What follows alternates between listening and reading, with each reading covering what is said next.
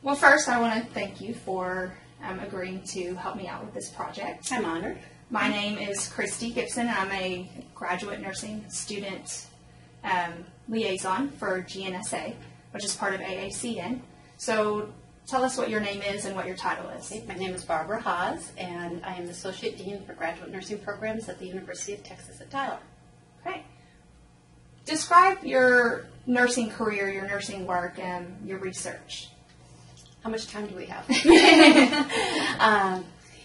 Well, nursing career, I've been a nurse now for, almost 40 years. Wow. Yes. And certainly started out in clinical practice, and throughout several different opportunities became involved in research and found out that I loved it, went back for my master's, and then on to a doctorate, and it's been an adventure. So what got you into your current position now? Sometimes I ask myself that same question. And the reason I say that is because I never had any intention of being in an administrative position. Mm-hmm. I love clinical practice and I love research. And I just kind of found myself being pulled into it more than a conscious decision. Okay. And I think historically in nursing we haven't done a real good job of succession planning. And I suspect that that's coming to a peak about now when so many of our nurse leaders are reaching retirement age, and there's going to be this huge gap. And we haven't had a lot of younger folks coming up into the leadership ranks. Now, it isn't that that's a new idea that's been discussed, and I think people are starting to pay more attention to it. But how did I get here? I think I just was in the right place at the right time, and it wasn't really planned. It just happened. So how would you describe your leadership in the nursing and healthcare field? So, like, what issues in nursing does your research address? My leadership and research are, in some ways, two different things. Okay. In terms of my leadership at a local level, I speak to those very issues that I just addressed, and that is succession planning and faculty development. I have a passion for mentoring the younger faculty, junior faculty, and for trying to provide the support for them that they can embark on their research careers, and for those who are interested in a leadership position in the future, giving them opportunities for leadership, whether, starting out at a committee level perhaps, chair of a task force, getting them involved in boards in the community, or like in your own case, serving on a national committee. So in terms of leadership, my major focus is probably on leadership development and faculty development. So building our future. Yeah. Mm-hmm. Then my research, not surprisingly, emerged from my clinical practice. I think that's where most research does, where our ideas come from. And I had a passion for my patients with cancer. I'm an oncology nurse by background. And for years and years, I would hear how they were so tired. And I'd ask them, what are you doing about that? And have you talked to your doctor about that? And you have to remember, this was back in the 80s now. And at that time, we had no interventions to offer. And they would say, I don't want to bother my doctor. He or she is, too busy worrying about my chemotherapy or the surgery. So they weren't worried about their quality of life so much. But as a nurse, I was concerned about that. So there's no question when I started my master's program that I would look at fatigue in persons with cancer, and indeed I did. And that just raised additional questions. So when I went on for my doctorate, I was still interested in that, but the ideas expanded now, and I started looking at models and quality of life, and came across a little study that had been done, a little pilot study by a nurse researcher, and was intrigued at the notion that maybe exercise could actually make people feel better in spite of their cancer-related fatigue. And so I got involved in that fairly early, and it's been a wonderful ride ever since. It's just one study leads to another, and one question, you might answer part of a question that leads to more questions. So yeah, that's the research trajectory. Did you find that the gap was just in the quality of life? Was that kind of where the gap was when you started your research? Oh no, there were huge gaps. Overall, we didn't even call it cancer-related fatigue at the time. we didn't understand what fatigue was, how to define it. It wasn't defined. And I wasn't one of those early researchers but I got to be involved in the Oncology Nursing Society's FIRE initiative. It's the Fatigue Initiative for Research and Education. And the nurses were actually the leaders in addressing cancer-related fatigue. Wow. They were the first ones to really make that a priority. And it was one issue in quality of life. So that was the first gap. And then as we understood more about the fatigue and what it was, then it's, oh, now what do we do about it? And that was the next big gap. And again, some work by Meryl Winningham that did a little pilot, 10 patients. And yet it suggested that maybe exercise would make a difference. And so I was intrigued by that idea of physical activity and exercise. So at the time I was studying that, again, there's definitely a big gap. Now we know, 15 years later, that exercise is the only intervention for cancer-related fatigue that has demonstrated effectiveness. So where are you going now with that? Where's that brought you to? Well, my interest led me to involvement with a local community organization called the Cancer Foundation for Life. And the purpose of the organization, it's a nonprofit, is to enhance quality of life for persons with cancer through a program of exercise.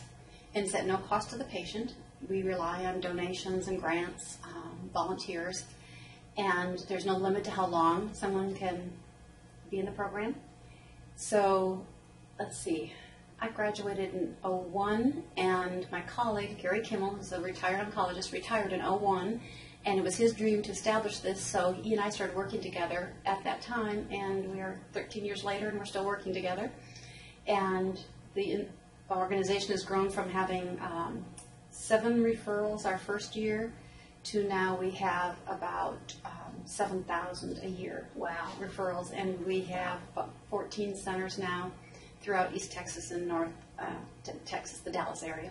So it's really helping improve the quality of life for absolutely. patients. Absolutely it is, yes. Wow. Yeah, and our dream is that this will be a standard of care model that can be adopted across the country.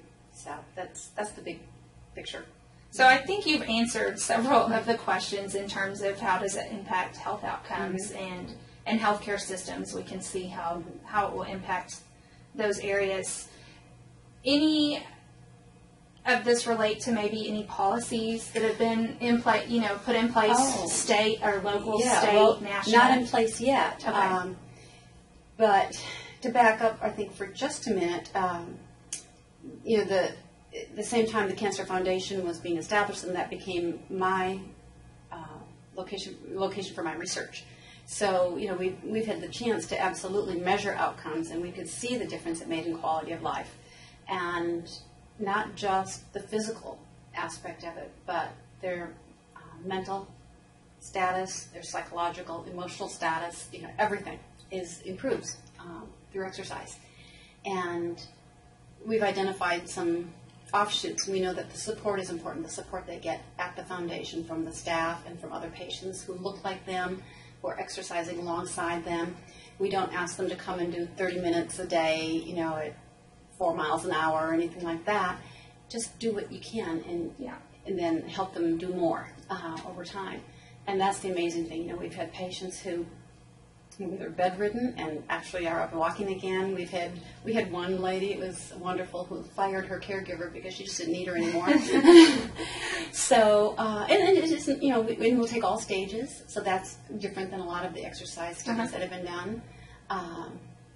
We'll take patients who are at end of life and figure they need to have that quality of life as well, and it makes a difference for them. So, it's been an exciting journey, both in terms of seeing the program develop and then the research that's come out of it, and then some of the publications that we've got.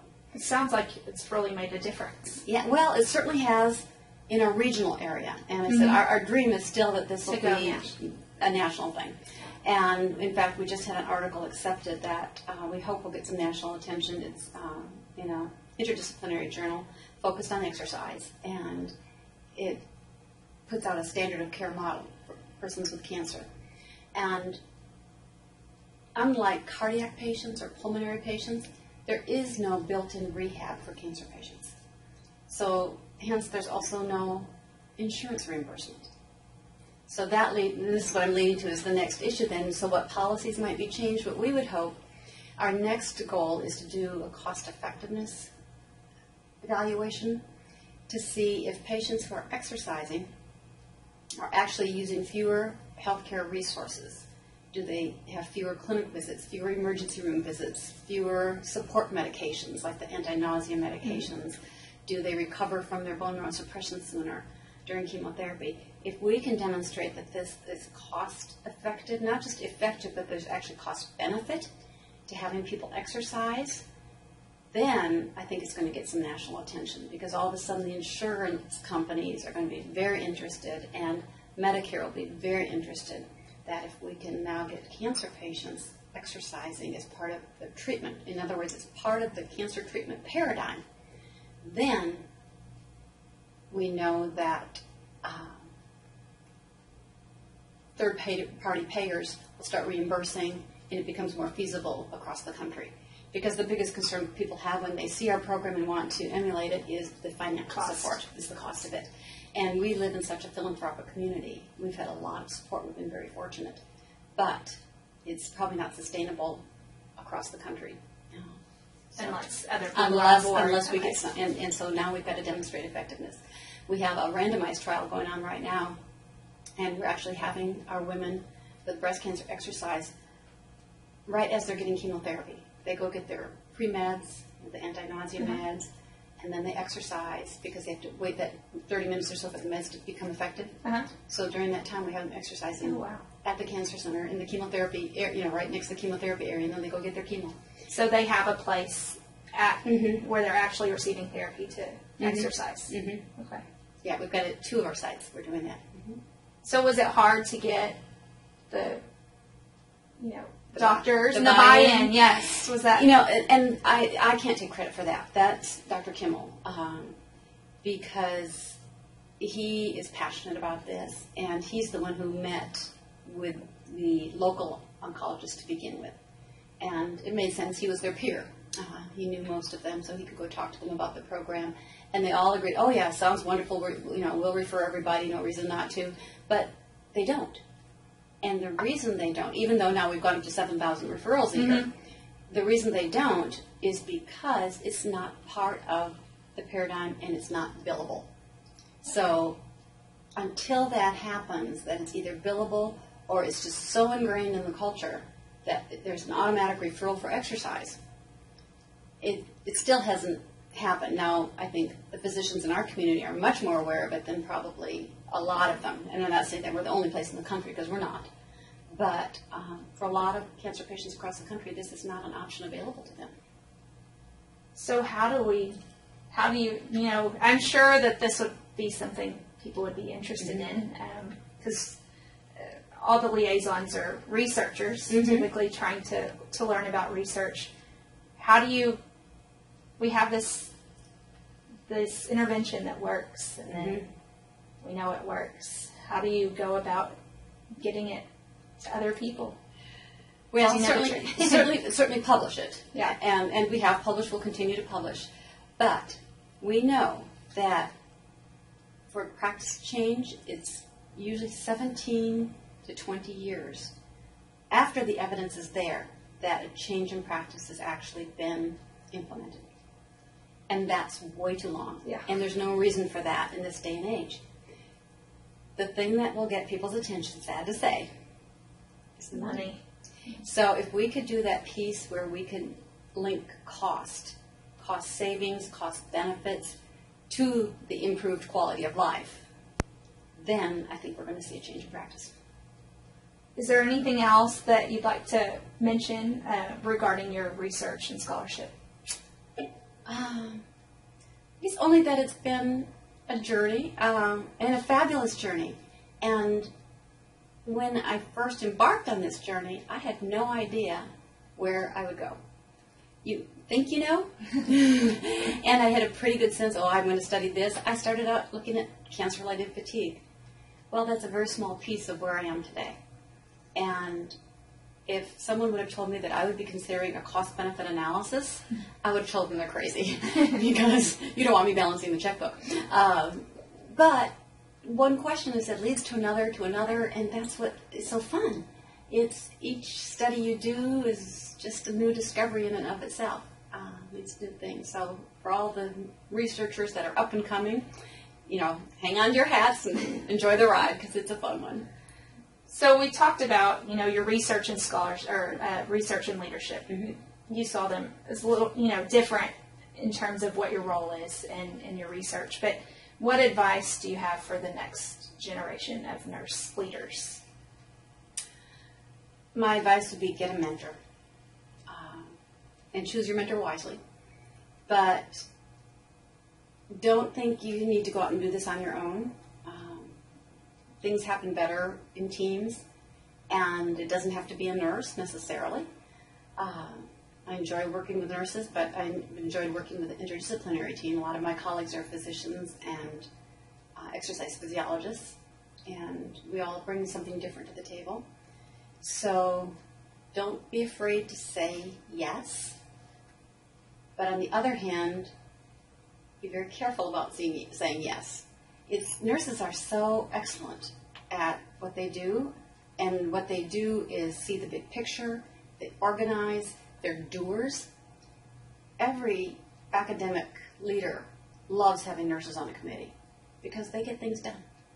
So I would caution that every time you say yes, ask yourself, am I saying yes to something that's going to help build my research career, or if your goal is to become a dean, for example, in that kind of a leadership role, then ask if it's going to contribute to that.